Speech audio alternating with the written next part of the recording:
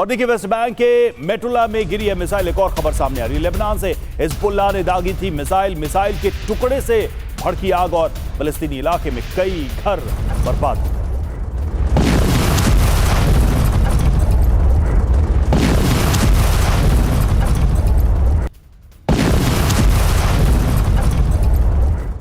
ईरानी मिसाइलों ने यहां पर एक बार फिर बड़ी तबाही मचाई है। सड़कों पर धू कर जली गाड़ियां। ये तस्वीर देखिए, तेल अवीव की ताजा तस्वीर आपको दिखा रहे हैं। हमलों का सिलसिला रुकने का नाम नहीं ले रहा है। आग के बाद हर तरफ अफरा तफरी मच गई। ये तस्वीरें तेल अवीव की ताजा तस्वीरें हैं जो बता रही हैं कि बड़े पैमाने पर तेल अवीव में भी नुकसान हो रहा है।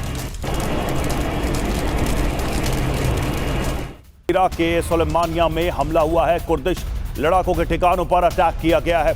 ईरान समर्थित मिलिशिया पर हमले का आरोप लग रहा है। तो अमेरिका इजराइल से भीषण जंग, मध्य पूर्व में हो रहा है विध्वंस। ईरान के 3 टारगेट सीधे सीधे फिलहाल नजर आ रहे हैं ताकि ज्यादा से ज्यादा इजराइल और अमेरिका को चोट पहुंचाई जा सके, और उस मकसद से, उस रणनीति से ईरान काम करता हुआ दिखता है। सैन्य अड्डे और बंदरगाह जो हैं वो निशाने पर हैं। इसके अलावा दूसरा सबसे बड़ा टारगेट रडार सिस्टम और एयर डिफेंस है। इसके अलावा दूतावास और ऑयल रिफाइनरीज पर भी ईरान अटैक करने की रणनीति बना चुका है। अब इसका मकसद क्या है? अमेरिका से सीधे तौर पर मुकाबला ईरान नहीं कर सकता है, इसलिए युद्ध को लंबा खींचने और दुश्मन को थकाने की रणनीति पर ईरान काम कर रहा है। अमेरिका के लॉजिस्टिक्स और सप्लाई चेन को नष्ट करना एक बड़ा मकसद है। प्रेशर डालकर अमेरिका पर पॉलिटिकल दबाव बनाना भी ईरान की मंशा नजर आ रही है।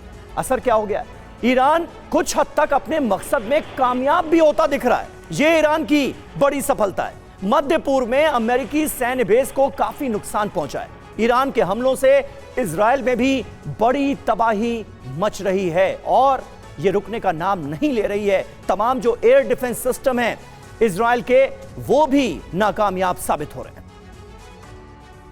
और वही लेबनान में आईडीएफ का बारूदी प्रहार हमले में ईरान के खुफिया अधिकारी मोहम्मद माजिद की मौत। मोहम्मद माजिद लेबनान में था एक्टिव। हिजबुल्लाह के साथ मिलकर काम करने का आरोप।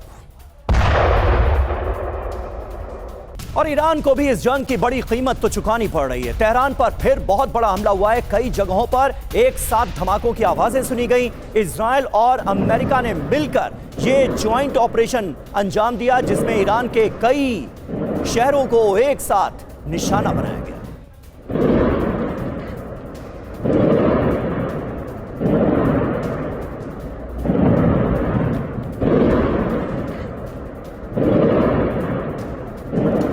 और तेहरान के कम्युनिकेशन सेंटर पर अटैक हुआ है। अमेरिका ने दागी 3 मिसाइलें। कम्युनिकेशन सेंटर पूरी तरह से तबाह। यहीं से ईरान में ब्लॉक होता था इंटरनेट।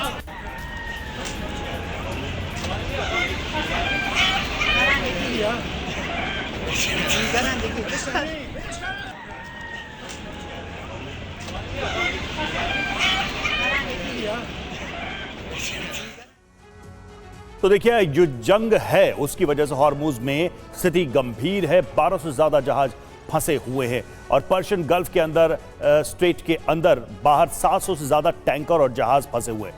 500 से ज्यादा जहाज एंट्री नहीं कर पा रहे। इन सब का असर क्या है? तो असर सीधा सीधा है ये कि कच्चे तेल की कीमतों में बढ़ोतरी हो रही है। एलएनजी सप्लाई में भारी कमी हुई है। कई देशों में तेल और गैस की किल्लत महसूस की जा रही है। ग्लोबल इकोनॉमी पर नेगेटिव प्रभाव है। इसका नकारात्मक असर है। हॉर्मुज स्ट्रेट का जो दबाव है वो पूरी दुनिया में कैसे महसूस किया जा रहा है, ये इसका सबसे बड़ा उदाहरण है।